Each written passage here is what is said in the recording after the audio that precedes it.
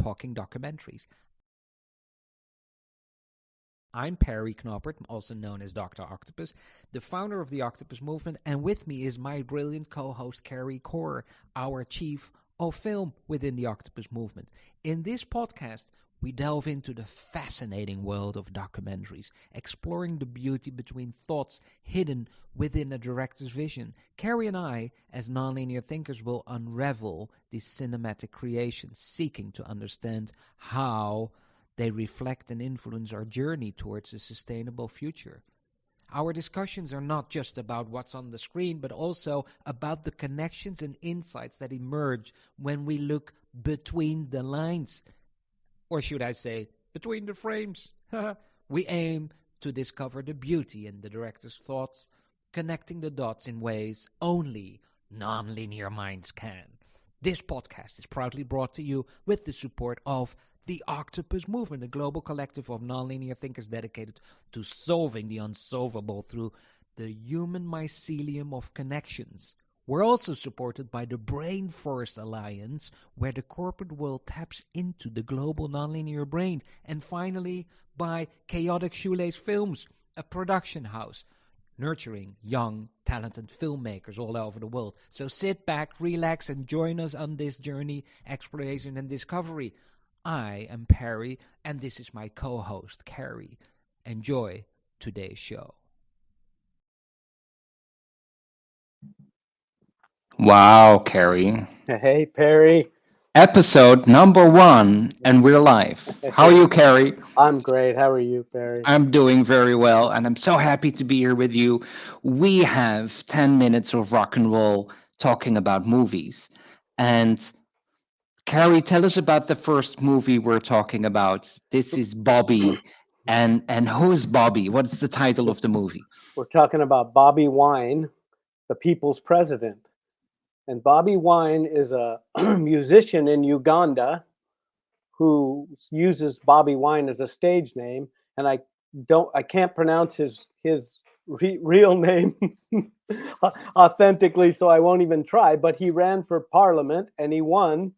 And then he ran for president, and it's a documentary film that follows this from the time he started to run from parliament right through his running for president a couple of years ago, 2020.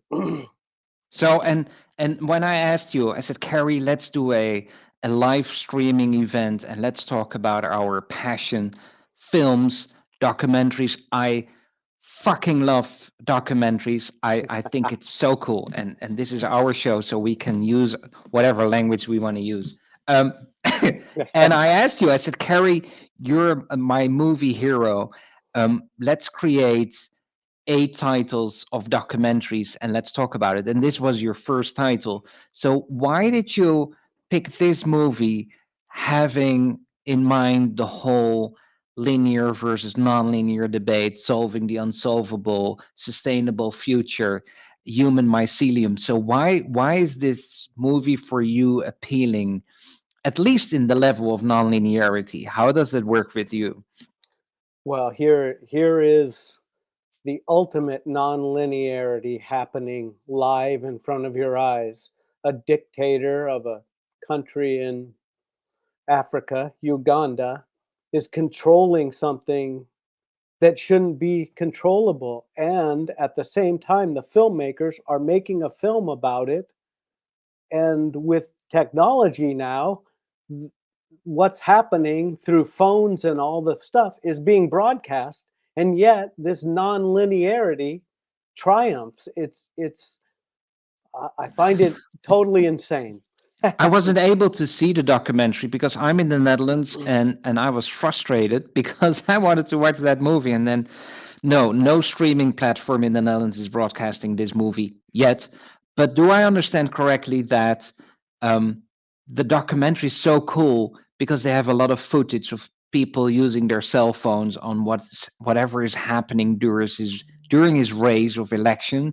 Is that what makes this documentary also nonlinear with many different perspectives? Yes, exactly. And what also makes it nonlinear for me is that we're watching this thing happen, right? This thing in the world. and it's happening. It's this movie's been put out by the American National Geographic. God, it's a famous magazine and thing, you know. So they're the ones that are they're put this movie out, and it's just it's so uh, contradictory that this stuff can happen in the world, and we're putting this movie out. You're watching this person try to change his own country for the better, but nothing happens. He's reaching out, he goes to America, he comes to, and there's just a little bit about it. It's like it's a story, but this is really happening to people, Yeah. you know, and that to me was the key to it. It's to add to the non-linearity that I'm watching this movie and I'm seeing this stuff happen to people, horrific stuff, live while they're making the movie, and it's put out there like this is just another story. It's just another show, right? And do I understand correctly that in today he has a house arrest, he is at home, he has military in front of his house because of the current president, and that's it? That Also just like a story? Yeah, so that's another interesting part of the story is he's this famous pop musician who Yeah. has a lot of money. So you're in a country where there's truly haves and have-nots. He came from the have-nots, but he Hmm. has money, so he has this beautiful compound. He's trying to help people with his money and with everything else, and now he's just locked down in it because he came back to the country. But I mean, he also was tortured, imprisoned, and tortured. And I mean, there's just so much brutality also in the movie that's part of the non-linearity that I see, and that's the connector to the cell phones and things. Because there's people, you know, and he is through social media streaming this brutality to the point until the police take it away, the phone. But Hmm. you can see it on the streets, and the people are calling for him to be president or and elected, and for change to happen. And then there's this brutality that they're capturing and projecting to the world. And then again, that's just another story. We're talking about Yeah. Bobby Wine, People's President. It's a documentary made by National Geographic. Carey Core is a filmmaker in LA. He is a part of the Octopus movement, and we're talking about documentaries that Carey finds very interesting, and I find it very interesting as well, especially in what makes it nonlinear and what does it mean to the world. As a filmmaker, how does it also inspires you when you see a documentary like that? I know you're not making documentaries, Carrie, but when you look something like that, are you taking notes like, oh, but this is something we should do? How does that work in your brain? Yeah, so I take mental notes always, and how it works in my non-linear brain is story is what we humans do. So this is why I was mentioning it's just another story. This is stories. We're constantly bombarded with stories. Our brain is telling us stories. We're creating our story as we live, and there isn't often in the world a pause between the thoughts, a beautiful pause between the thoughts, because we're storytellers and we keep telling stories. But what happens, and this movie really struck a chord with me because of the brutality that seemed almost commonplace the way the movie came out. Like it seemed like it was part of our nature. Yeah, so it feels like very normal that this is happening. And this is just another story. It's just happening. It's just business as usual. But on the other hand, so it really has two different sides in the movie. It shows the normal world in Uganda, and apparently this is happening, but it also shows the ridiculousness of the systems that are in place there. And for me, it feels like this is the struggle between humanity and systems. The system in place is the president that is now in Uganda and has everything under control, and the human connection is Bobby Wine, where everybody went like, "Oh, we need him," but they had no chance. And you can feel that, and you have it very very well done visually in this documentary. Do I understand correctly, That's Carrie? exactly right. And Yeah. for me, the nonlinear brain takes it to story, right? Because these are just stories. It's Hmm. just a story that there's a dictator. Yeah. Like, and where are the solutions? Yeah. Here's Bobby Wine. He's a solution, right? He's creating a mass of people in his country who want something better than that what they have. And And do you think next time will he run next time for president? You think what is it? Three, I, 4 years in Uganda as well? I don't know. Do you know? yeah, I think I don't know the length of terms. I think they were 4 to 5. I can't remember. But what happened was, and it's in the documentary, is the dictator decided to have his parliament vote to. They had term limits, but he had them in the movie. They show it. They vote out all term limits, so now he can basically stay in power for as long as he wants. He can continue to run. Yeah. So it's Oh doubtful if wow. Bobby Wine will be even allowed to run again. Although Yeah. I would imagine he would try, but it looks like that's not going to be possible. They've got him under house arrest. They, they're using all the tricks, the stories. So here's the stories that a dictator's infusing on people's lives, right? And then here we are in the West. We're watching this story, and it's another story. And I feel like what I find so intriguing and what gets me going for my work is that's my work. My work is to replace stories, replace what's there. Yeah, go Terry. Sorry. Yeah, but Carrie, then we also should really create a shout out to humanity here, where I can see the movie. So everybody should be able to see this movie. So Disney Plus or whatever streaming platform is, you know, get the deal done so people in Europe can see this movie as well.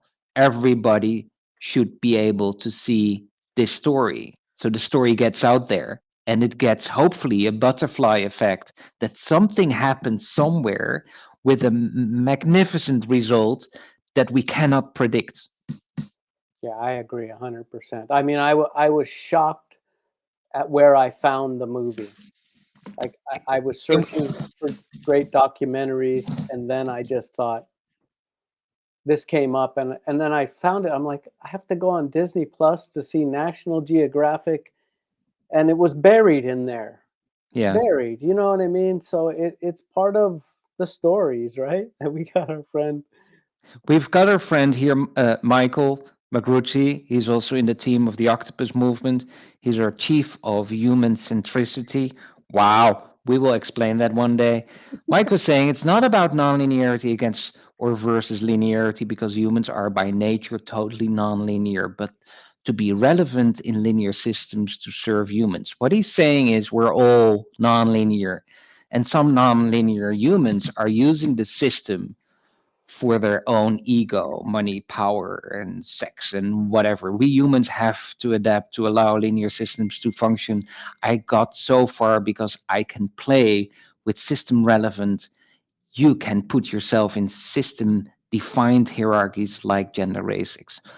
Yeah, this is higher education, people, and the final human birthrights, dyslectic thinking, the smart of art. Thank you, Michael. But he's totally right, and that's why I love watching documentaries like this. Is that it triggers your thinking? You see things you've never seen before, although, and I love the way you put that. It's just another story again, but hopefully by watching a documentary like this, it can trigger your human inside you and think, wait a second, this is wrong.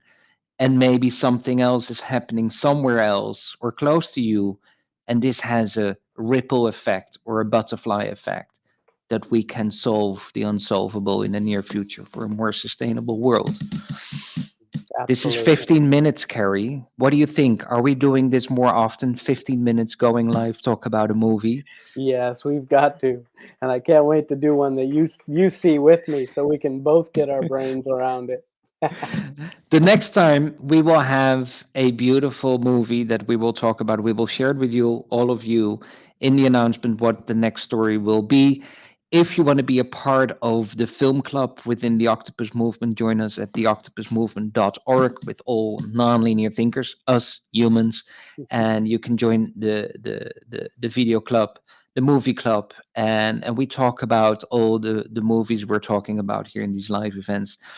This is Carey Core, the master himself, the filmmaker, part of the team of the Octopus Movement. Thank you so much for being here. Thank you, Michael, for sharing your thoughts. Thank you, everybody, for being here. This is Perry, and this is the end of the live stream. Thank you, everyone. Thank you, Carey. Thank you. Thank you so much. See you next time, next See you week. next time. Yep.